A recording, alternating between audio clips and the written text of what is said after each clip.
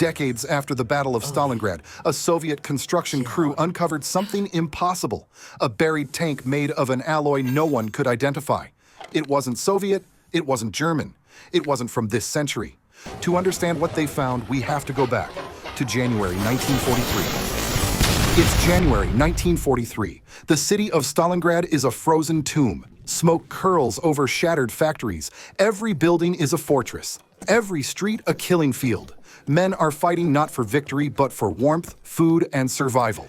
The German Sixth Army, once the spearhead of Hitler's invasion, is encircled and dying by the thousands.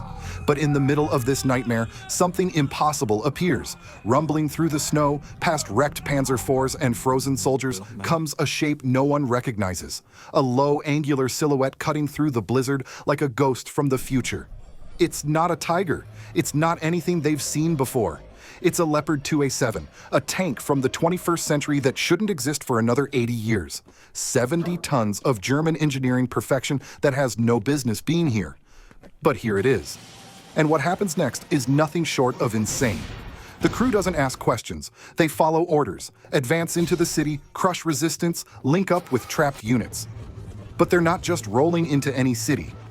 They're entering Stalingrad, where every window hides a sniper, every basement hides a grenade. At first, the Leopard is untouchable. Its sensors slice through smoke and snow like X-ray vision. Thermal imaging turns the night into day. The Soviets, crouched behind rubble, look like glowing silhouettes on its screens.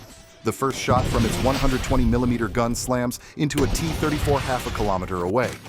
The Soviet tank erupts, turret flying skyward like a manhole cover on Judgment Day. The German infantry can hardly believe what they're seeing. To them, this is a miracle. A machine that never misses, never breaks, never fears. They cheer as it moves forward, unstoppable, turning Soviet strongpoints into craters. But Stalingrad doesn't care about miracles. The Soviets regroup fast. Artillery begins to pound the sector, turning streets into oceans of dust. Dozens of T-34s surge from the smoke, supported by swarms of infantry. They're not here to win. They're here to drown the beast in sheer numbers. The Leopard's commander stays calm. He switches to thermal, locks on, fires again and again. Each shot is death from another century.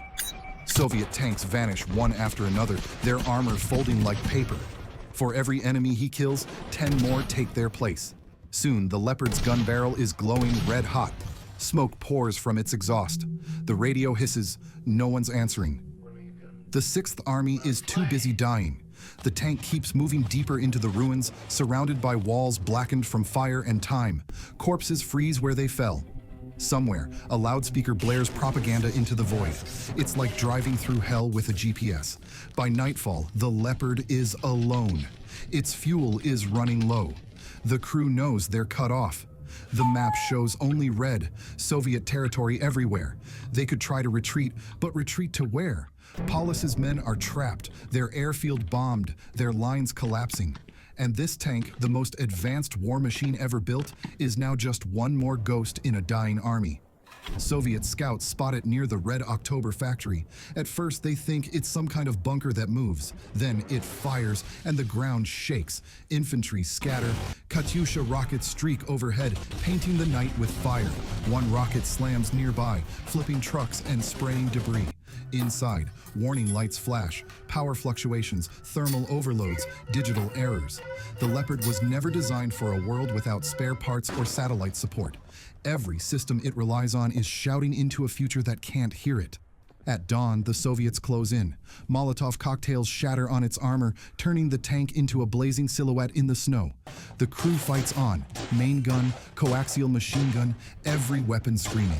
Soviet anti-tank rifles ping uselessly off the armor, but the fire doesn't stop. They keep coming. One by one, grenades land under the tracks. A final blast locks the turret, another jams the main gun. The Leopard groans like a dying animal. The commander orders one last round, a high explosive shell into a nearby building, collapsing it on top of the attackers. Then silence.